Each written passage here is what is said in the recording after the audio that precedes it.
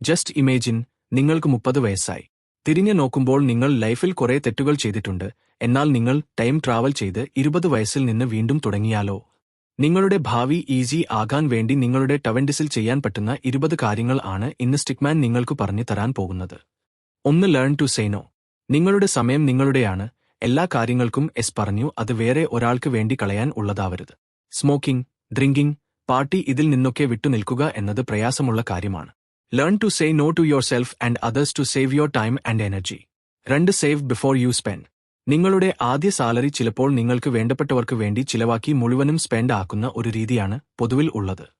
പക്ഷേ same mind set കൊണ്ട് നമ്മൾ പോവുകയാണ് എങ്കിൽ നമുക്ക് ബാക്കിയൊന്നും ഉണ്ടാവില്ല. So save A small Ed. അത് 500 രൂപ ആണെങ്കിൽ പോലും.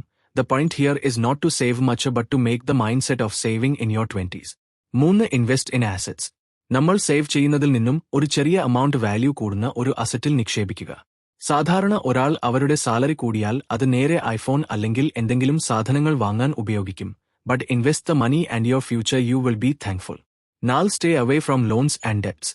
സാധാരണ ഒരു ജോലി കിട്ടിയാൽ ആൾക്കാർ ആദ്യം ചെയ്യുന്നത് അടവ് ഇട്ടു ഗാഡ്ജറ്റ്സ് വാങ്ങും. ഏറ്റവും വലിയ മണ്ടത്തരം ആണത്. അതിലൂടെ നിങ്ങളുടെ വരുമാനത്തിന്റെ ഒരു വലിയ ശതമാനം ആണ് നിങ്ങൾ കളയുന്നത്. ലോൺ, അടവ് എന്നിവയിൽ നിന്നെല്ലാം ഒഴിവായി നിൽക്കാൻ ശ്രമിക്കുക. ബാക്കിയുള്ള പൈസ സേവ് ചെയ്യുക. 5. Invest in skills. പുതിയ ഒരു സ്കിൽ പഠിക്കുന്നതിലൂടെ ലൈഫിൽ ഇപ്പോൾ ഉപയോഗപ്പെട്ടില്ലെങ്കിൽ കൂടി ഭാവിയിൽ ഉപയോഗം വരും. പണം കൈകാര്യം ചെയ്യാൻ പഠിക്കുക, ആളുകളോട് പെരുമാറാൻ പഠിക്കുക. അങ്ങനെ നിങ്ങളുടെ പേഴ്സണാലിറ്റി കൂട്ടാൻ സഹായിക്കുന്ന കാര്യങ്ങൾ കൂടുതലായി ചെയ്യുക. നിങ്ങളുടെ പണം നിങ്ങൾ നിക്ഷേപിക്കുന്നതിന്റെ ഒപ്പം തന്നെ നിങ്ങളുടെ കഴിവുകൾ വളർത്താൻ കൂടി നിങ്ങളുടെ പണം മാറ്റിവെക്കണം. 6. Exercise like future you is watching. Exercise എന്നത് ഒരു ശീലം ആക്കുക. നിങ്ങളുടെ ഹെൽത്ത് ടൈം നല്ല രീതിയിൽ ഉപയോഗിച്ചാൽ നിങ്ങൾക്ക് മെച്ചപ്പെട്ട ഒരു ജീവിതം കെട്ടിപ്പടുക്കാൻ സാധിക്കും. പക്ഷേ എക്സർസൈസ് എന്നാൽ പെയിൻ ആണ്.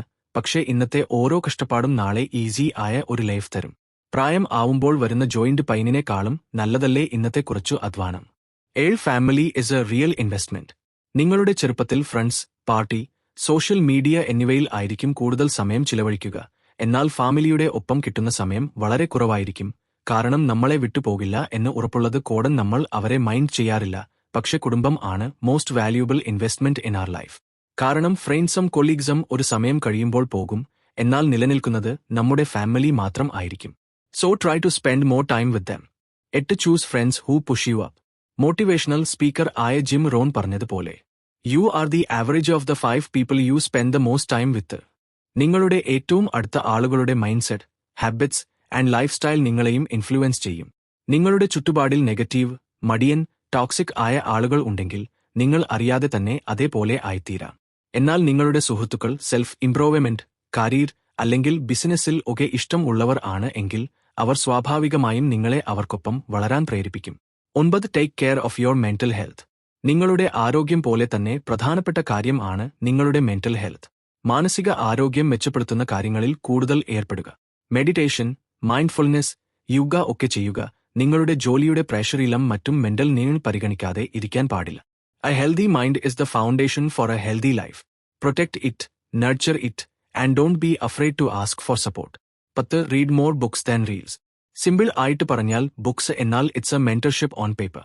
ഒരാൾ അയാളുടെ ജീവിതത്തിൽ അനുഭവിച്ച പ്രശ്നങ്ങൾ എല്ലാം നമുക്ക് പറഞ്ഞു തന്നാൽ എങ്ങനെ ഉണ്ടാവും?